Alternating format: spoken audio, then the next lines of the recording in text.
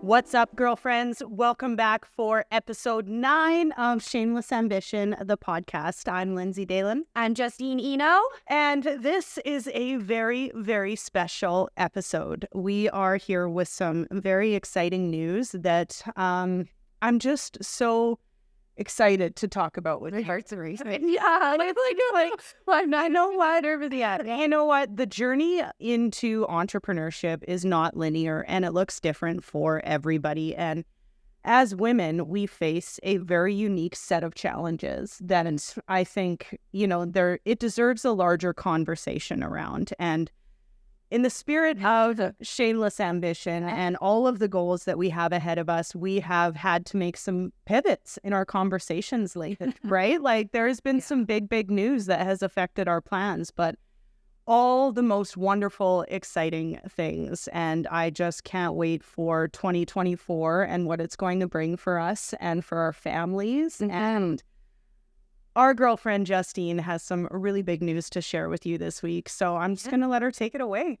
I'm pregnant. Yay! Yeah, I don't think there's like a way to lead into that. So yeah, we're expecting baby Eno number 3. Yeah. June. Yeah. This is so exciting. Yeah. It's like, oh man, this baby is already so loved and you're not finding out, right? No. Yeah. No, we're not, which is different. So we're going to dive right into all the story, but we're doing things completely different. Everything that we haven't done or did do before, we're kind of trying to do a new experience this time. So we found out with both of our girls that they were girls, and now we're just going to wait.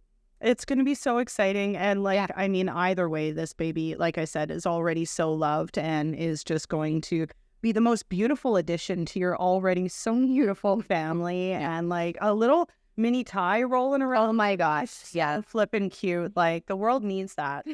So I agree. Yeah, it's exciting. It's been, so this will be, 12 weeks. I was on Sunday. Mm-hmm. So we're going almost into the 13th week now. And it's been a journey. Yeah, it sure has. Yeah. It's been. Yeah. Well, I mean, here's the thing that's so important for us to talk about on this episode because, and you and I had a conversation about it earlier, that it is important to share because in all honesty, how did you feel when you found out? Not great.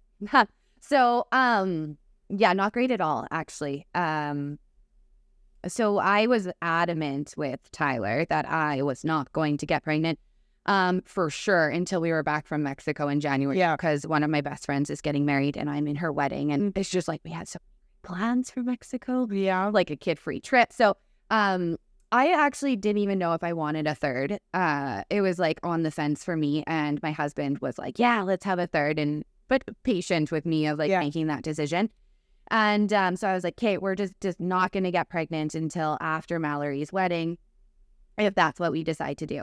And I should have known, putting it out there into the universe that I didn't want it. So I had that it was probably going to happen, but that's okay. So yeah, I found out I was pregnant. Oh, it would have been 8 weeks ago. Yeah. 9 weeks ago now. Yeah.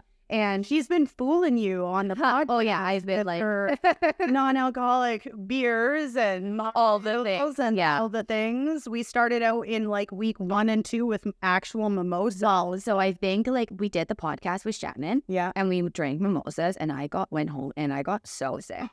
I shouldn't have been puking drunk, but I was very I was so sick. And I was like, what's wrong? I definitely drank way more than this in my entire life and I was not okay. Yeah. But I stopped drinking after that because then I found out, I think maybe that weekend or I feel like it might have been that weekend. Yeah, that I was pregnant. So that was the last one with our friendship. Oh, but anyway, yeah. So I found out I was pregnant and I knew I was probably only 3 or 4 weeks. And yeah, water. But I actually yeah, so I didn't think I was. And it was actually funny that our nanny, I was telling her that I was having night sweats. And she's like, oh, I think you're pregnant. And I was like, no, Angie, what are you talking about? Yeah. And so I just took a pregnancy test to just ease my mind. It was the weekend before my birthday. Or sorry, the week before my birthday. That's right. I should have waited. Yeah. Anyway. Yeah.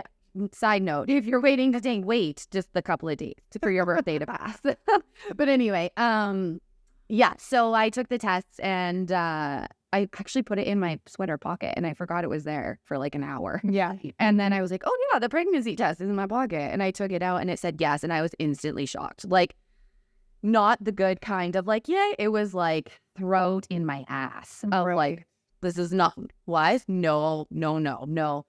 And poor Tyler was taking a nap. And I just walked into the room, like opened the door, guns a-blazing, and chucked the pregnancy test at his head. And I was like, excuse my language, but I was like, I'm fucking pregnant. And he was like so excited. And then I was like, I don't want to be. And then he was like, oh shit, we have a bigger conversation to have. Like, it's, you know. And so honestly, like those next 2 days, I was like a 4-year-old.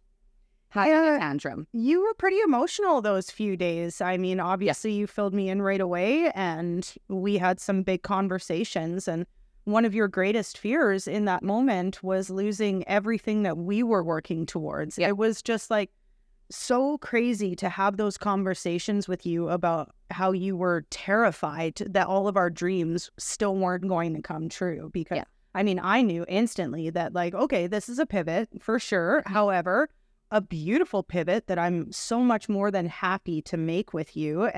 But it was just this like massive reality check for you that now all of a sudden the next year of your life looked totally different than what you had planned. Like really like the next, like for sure year and a half. Well, the rest of your life. Of course. But like really like, I feel like it's not even just like that pregnancy. It's like the 9 months change through pregnancy. But then I feel like almost like the next 6 to 12 months from there are like drastically different as well, because you're trying to find, whether you're a first-time mom or a multi-kid mom, you're still trying to find your new groove, and postpartum and all the things are kicking in, so you're just trying to find these like new ways to be.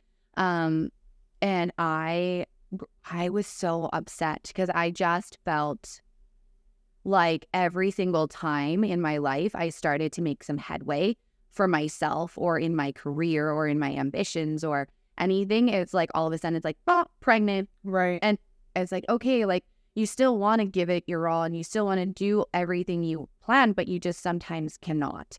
And that's just the reality that you have to face of like, yeah. So being an ambitious woman who wants to have a family, like that's just a byproduct of being a woman and having children, is that like there's just no way around it. Like your body and your life is about to go through something massive, unbelievably massive. Not lying, really, right? For a little while. It's just like there's no way around it. That like at some point you have to slow down. At some point you have to pump the brakes. At some point you have to take that back seat and just accept that like that's where you're at in life and like this is what you want. But it's like that's got to be so hard to process. It's a grief, for sure. It's literally like a grief of everything you thought you had planned.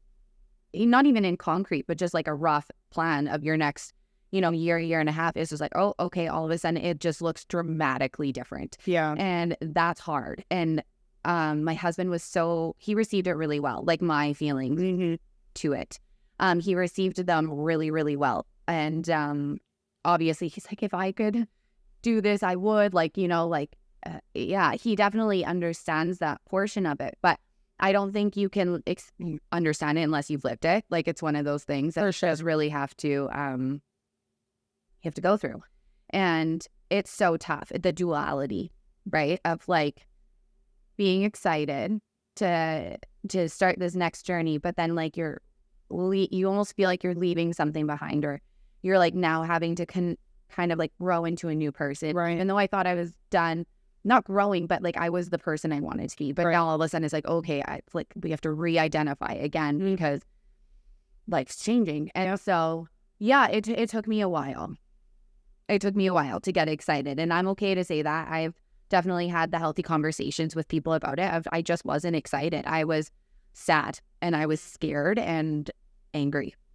Yeah. I mean, I really appreciate your vulnerability in saying that, because I think that a lot of times women are afraid to say that when they do get pregnant, and they aren't necessarily excited right off the bat. But the reason they don't want to talk about it is because it is such a struggle for so many Oh women. my gosh. It's, I don't think anybody is naive to the fact that so many women go through struggles with fertility and getting pregnant. So the shame and the guilt that you would feel in that moment of just like being pregnant, but really not wanting to be, has to be just such an unbelievable load. There's so many feelings, right? Yeah. Like no matter what you feel, there's always like another feeling that comes along with it. I find, especially in these scenarios, and you said it, and I think we've had that conversation when I first told you I was pregnant. It's like what do I do? Like, this is such a gift. I understand that it's a gift, and the more time I've sat with it, I'm like, okay, Justine, like, let's not be naive and think we get to pick the timing of these things. We don't. We'd like to think we do, but we really don't get to pick the timing of them. So it is a gift, and I am so grateful for that gift. But it is hard to sit in the space of being like, okay, maybe I don't want this, or maybe I'm not excited, and maybe I'm really upset about it. But then you're also sitting there thinking of friends or family or just people you know of that have struggled to have children, and you're like, what am I doing? Like, Right. But you have to also understand that you can still have sympathy and empathy for someone going through those struggles and still have 100% validation and Absolutely. feeling like, there's not a comparison at all. And each person has their own story and journey, right? So, but yeah, all the feelings come. Yeah, it was definitely a roller coaster for those first couple weeks for you. And just, I was so excited for my birthday. Like, and that anyone who like knew I were excited for your birthday, I'm so excited. And then everyone texts me like, what'd you do for your birthday? I'm like, nothing. Got takeout, hung out. I literally did. I was like, Lynn's is like, what do you want to do? I'm like, nothing. No, I don't want to see anybody, because I asked Tyler, I was like, I need you to pretend like we don't know. Yeah. I'm pregnant. Like, obviously I wasn't drinking or doing anything like that, but I'm like, mentally, I need to be alone with it. Like, I just need to sit with it. I need to process it. I need to cry or be happy, and just whatever I needed to feel in the moment, I needed to go through to come out the other side and feel like, okay, I actually am excited for being now, and like I'm okay. And I went through that whole process, but yeah. Well, having a baby is literally the ultimate responsibility in life. Like, it is life-changing in astronomical ways, and any person who's ever had a child can relate to that. And it's just like the way it changes everything about how you function and what you do and your routines, and just like what you have enough energy and time to give to is wild. And so for ambitious women such as ourselves, like you are, it's just, you start thinking about your future in a different way of like, okay, well, how am I going to do all these things now? But that was the best part about those 2 weeks of you kind of like processing all of this, is that we had all those conversations and we worked through the fact that you can still do all of those things. Yeah. The timeline just looks a little bit different. Yes, it does. And it's just accepting that, right? Like, of just being like, we'll still get there. It just might look a little different. And that's okay. I guess the struggle is time, right? Like, I've talked about time before, of like, money isn't really our currency, time is. Right. And that's the most valuable thing. So I feel like every kid you add, you have less time for yourself, right? Because you're giving more of your time now to another being, which is beautiful and it's great. And I'm so thankful to do it. But in that other mindset, you're thinking like, okay, I already have like this much time for myself. Yeah. Now it's going to look like this. How do I still get everything I wanted to achieve done in like half the time? Or do you know what I mean? Like, or does it just lengthen out in time, or whatever that looks like, right? So just reaching in the plan.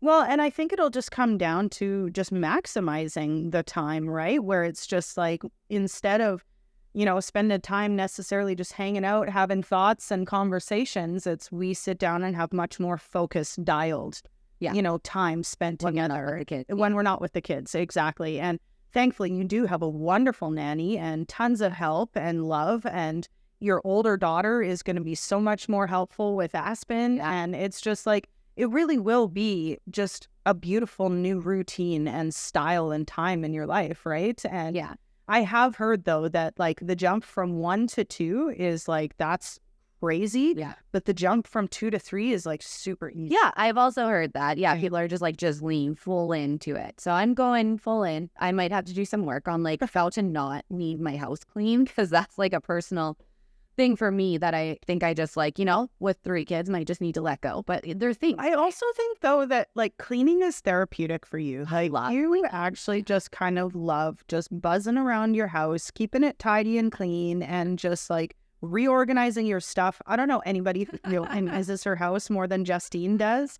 I got inspired the other day to like reorganize my bookshelf, and like I was thinking of you the whole time, and I even like walked into her office today. I was like, "Oh, you moved your desk away from the wall a little bit, like 2 inches." I don't like maybe a little. I'm like, you definitely did. Yeah, just crazy. I never move stuff around my house. Fun. I know. If you get bored in your space and you're like frugal and you don't want to go buy new furniture or decor all the time, just move it around. That's actually excellent advice. Yeah, because I do feel like it makes such a huge difference, and even just updating photos and frames, like, doesn't that always feel so good? Yeah, like 100%. Well, now you're gonna have to update your whole family collage wall. Literally just did family photos because I was like, oh, Aspen doesn't even look like herself because she was a newborn, right? So we're like, okay, perfect timing, and literally did our family photos, and I think like 2.5 weeks later, I found out I was pregnant. I was like, are you kidding? Like, I could have just waited for this bean to pop out. And then, you know what, though? You got to just do them every fall. I'm all family photos. Yeah. It's a thing. I've been doing them for 10 years. Yeah. Actually, I did miss last year. What were we doing? We just didn't do them. I just didn't do them. Well, to be honest, I was in such a, You boycotted Christmas cards last year. No, I didn't boycott them. I was just in such a crazy, weird state last year that, like, I just didn't get them. And I regret that now, because it's just like, now there's a gap, because the 8 years prior to that, I had done fall family photos. We could just do like a mock fall 2022. Look younger, girls. Oh, yeah. But honestly, babe, it's going to be so cool to welcome this new little person into our tribe and into the world. And it's all part of the journey. And I feel so grateful to be able to be here with you through it, and to just love this little being. And you're an amazing mom. So it just, excuse me. Yeah. I don't know. So it still feels quite like surreal to me sometimes. Like, I'll be like, oh yeah, I'm pregnant. Or just see my belly and be like, oh, there's a baby in there.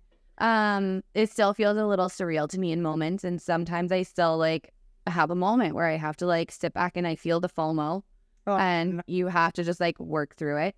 I do know that this will be my last baby. Yes. I am like at least pinky swear, and that in my house means business. Right. I know it does. Yeah. Yeah. So this will be our last baby, and I do find a lot of comfort, honestly, in that. Like, what a beautiful bliss. Every day that goes by, you're one day closer to being done forever. I thought that this morning. Yeah. I'm like last-ish week of morning sickness, or like last little bit of morning sickness and last little bit of being tired. And so it is nice to know that. And it's nice to, once you're a second time mom, so after you went through that first, you kind of know that like the sleepless nights end.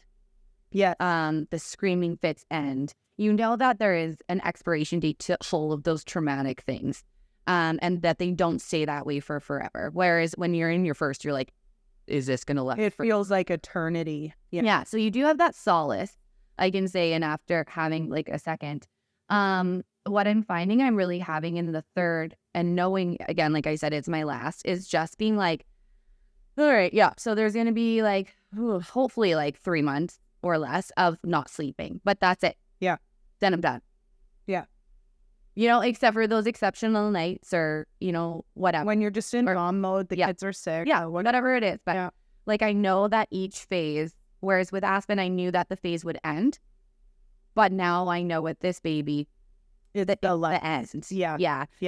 And maybe soak them in a little bit more. Like, maybe I'll find myself a little bit more patient. Yeah. Knowing that this will be the last time I get to experience it. It'll be the last time I feel the baby kick inside. Right. And the last time I breastfeed and those things. So maybe I'll find a little bit more to cherish in it, knowing that as well. But I honestly definitely can recall rocking Maisie in the middle of the night, after she'd been diagnosed with diabetes, feeding her a bubba, like changing her little bum, and just having the longest, what felt like sleepless nights forever, and just staring at her sweet little face and remembering, like, I will never have this moment again. Yeah. Like, it will be gone. We knew she was our last. We were never having more kids. And So for me, like knowing that it was my last, I did really feel that. Yeah. And I know you will too. And I mean, to be honest, I would love if you would just touch on your experience with Aspen and how you felt after having her Yeah. and just your headspace,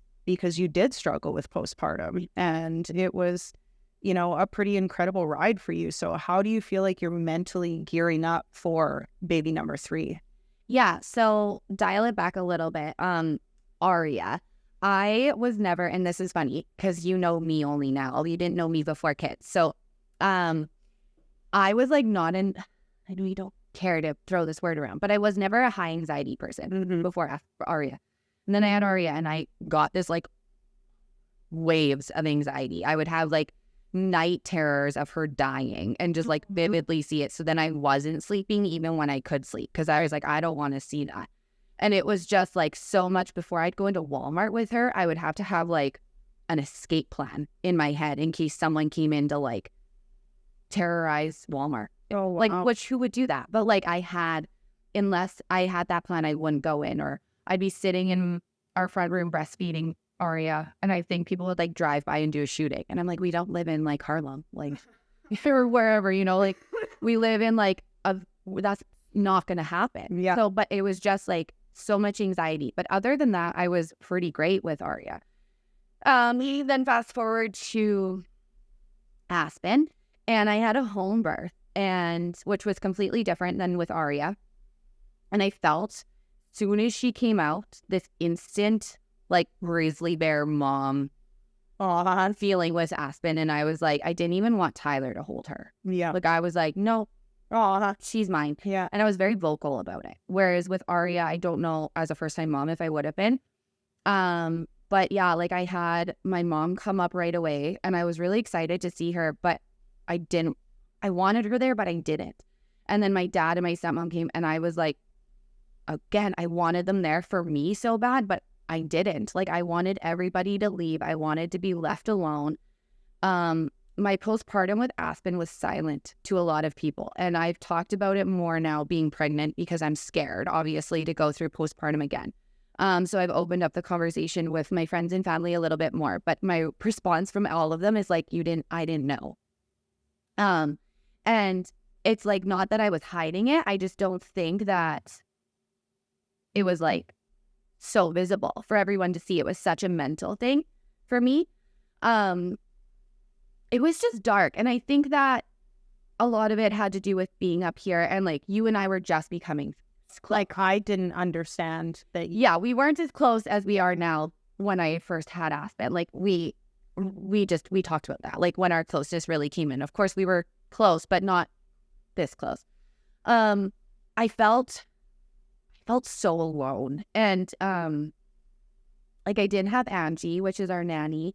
Tyler was working all the time, and obviously I had Lynn's, but you were building your empire and like all of her dreams. She was doing her own thing, and I, again, from the exterior seemed okay.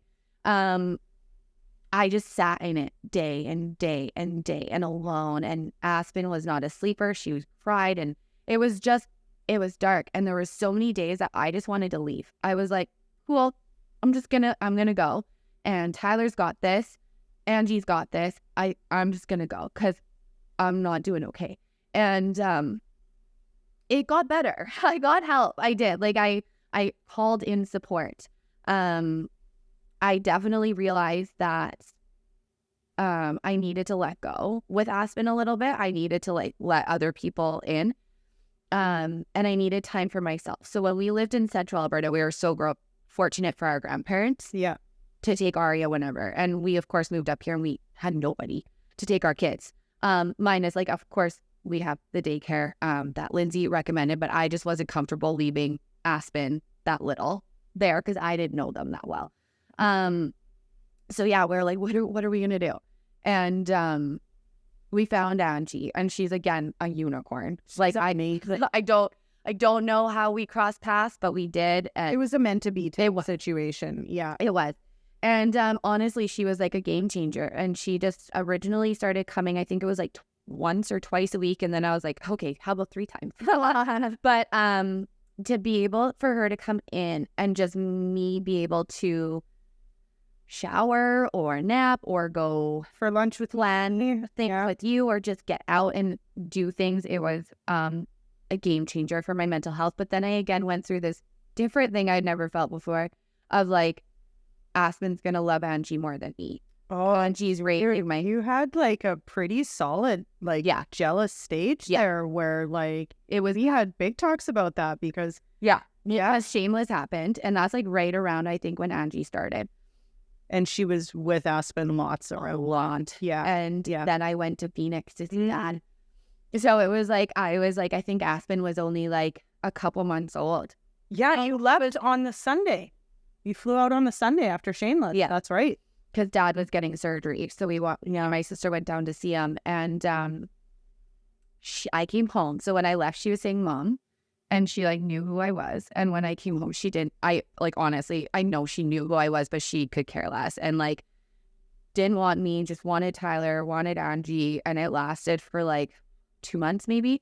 It was rough, and I was like, what did I just do? Like, did I?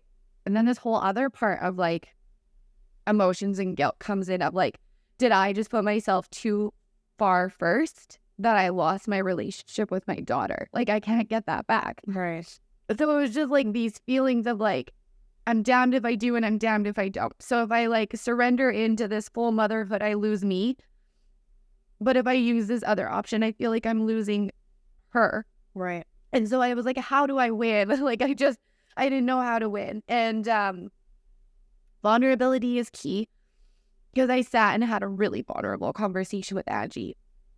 And I was just like, hey, like, I don't know how to say this, but I'm scared my baby loves you more than me. Aww. And we had a really vulnerable conversation, and Angie has a child of her own, and they're very, very close. So she gets it. She definitely gets it. And she sat and she gave me the reassurance of like, I will love your children, but I'm never going to be their mom. And if they ever get, like if Aspen ever calls me mom, or like, I will be the first to correct her and anybody in public. And she's like, I'm just here for you, and that changed everything. That day, Angie and I had that really honest conversation about how I was feeling. It changed everything. And now I look at it more of like, Aspen gets like a bonus mom. Totally. Like, because I mean, obviously Angie also looks after Arya and Arya adores her, but they get this extra woman to love and support them. That's right. And I had to really, it took a while, but I had to wrap my head around it's not less, it's more. Oh my gosh, bud, watching you go through this whole journey with Angie and like, for the background information, from the day I first met you, you were pregnant.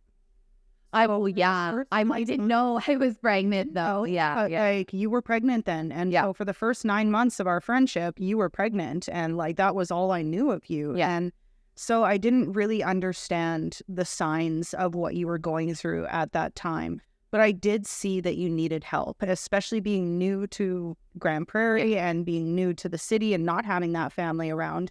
I was so thankful when you said that you guys had got Angie into your lives. And she really has stepped in this wonderful, beautiful way so that you can, go out and be the best version of yourself in a way that allows you to be the best mom because, the happier you are, the happier your kids are. 100%, right? Yeah. And like, we've talked about it so many times of like, I know I've made the joke on here of like, when you were doing Shameless and your kids are like, Mom, you're bigger than the Prime Minister. But they do. When we chase our dreams and our ambitions, like, they look up to us. Like, they see that. And I've said to you, we've had the conversation so many times of like, I hope that if there's anything Arya and Aspen can look back and see, and your girls, is like, it's okay for them to have a family, but it's okay for them to not lose themselves and for them to still have dreams and passions and goals and girls trips and all the things despite having children. Like, you can do both, and it's hard, but you can. You just got to have the right mindset and a community around you that supports you. Absolutely. And it's like when you told me that you were pregnant, we had, we'd been on a high of all the conversations we were having about our dreams and our goals together and just like making big plans. And when you told me, like, my instant reaction was like, this is fine. This is so fine. Like, this is totally okay. Obviously, it was like, okay, that changes things. But I had a really special moment with Tyler in your kitchen after you guys found out. And it really just solidified who this man is, you know, to me, and how I view him as your husband and the father of your children, because he pulled me aside and said, I know that Justine shared some special news with you, and I want you to know that, you know, regardless of the new baby and how this changes our life, I'm going to be here to support you girls and to support Shameless Ambition and to support the podcast and your dreams and everything that you girls want to do. And he immediately got to work on the podcast studio for us. And it's just like, it just goes to show that, like, when you do have that right community and those right people around you, it just, like, you all just move together and you grow together. And it's just, nothing about having this new baby in our lives changes any of our ambitions or our dreams, because I love you so much and I love your family so much. And, like, this is like our new baby. I know. Well, and you know, like you said it too, right?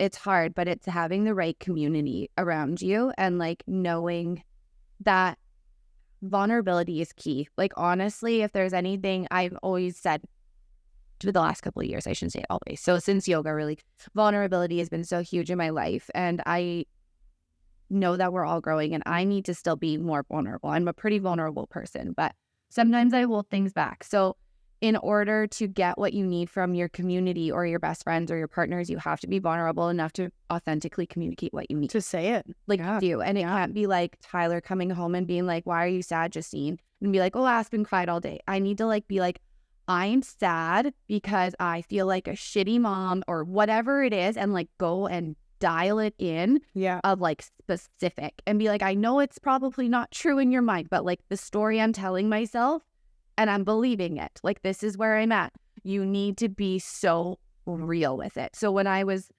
told Tyler I was pregnant, we go through the emotions and he's like, what are you scared of? I'm like, I'm scared of losing Lindsay, because we've built so much of our friendship. Like, I mean, we're so close on every level. But so much of it is on our dreams. And I'm like, oh my gosh, what if she doesn't want to dream with me anymore because I'm having a baby? And then, you know, so I tell him all these things, but I tell them in the rawness of them, because if I don't, he can't help me properly. And even if it sounds stupid and it's like, oh, they're going to think I'm stupid for saying this, you just have to, because you're not going to get the help you need unless you're, like, vulnerable with it. People don't know what they don't know. And it honestly killed me that thought ever even crossed your mind that you would lose me in our dreams, because it just, like, oh, girlfriend, I'm so beyond elated for you and your family. And I know how much, even though you didn't initially really get excited about this pregnancy, like, Tyler has dreamt of this his whole life. Oh my gosh. This is just the pinnacle of his life. He loves being a dad. He had the moment I told him, I was like, okay, you can be excited now. I'm like, I'm not excited yet, but I'm not like sad and angry about it. I'm somewhere in between, but you can be excited now. And I honestly think he jumped in the air. Like, he was like, hey. And then I was like, okay, you can tell, like, corporate, like, the people, high management he works with, right? That, like, might need to know wife's being a little cray-cray because whatever. He might as well have sent a company-wide email.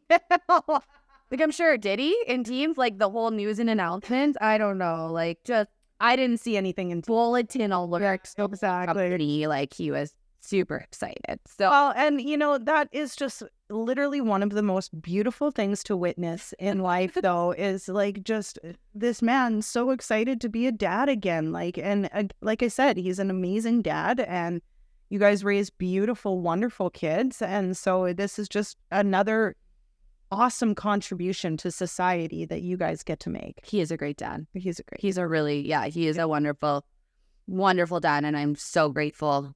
I am very grateful for everything, like, he does in pulling his weight in that sense. So it is good. And it'll be great. And he promised that he'd do the watermelon challenge this time.